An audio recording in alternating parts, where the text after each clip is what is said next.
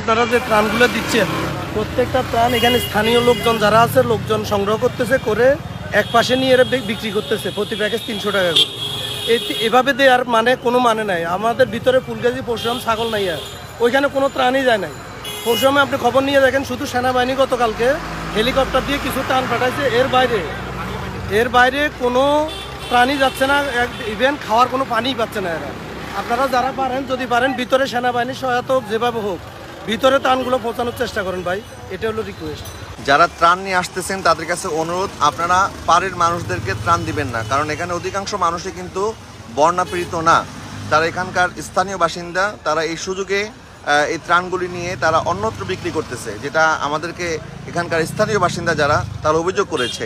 সুতরাং আপনারা চেষ্টা করবেন একটু ভিতরে গিয়ে প্রকৃতপক্ষে যারা বন্যায় আটকে পড়ে আছে এবং যারা ক্ষুধার্ত তাদের কাছে আপনাদের এই কষ্টের ত্রাণগুলি আপনারা পৌঁছে দেওয়ার চেষ্টা করবেন।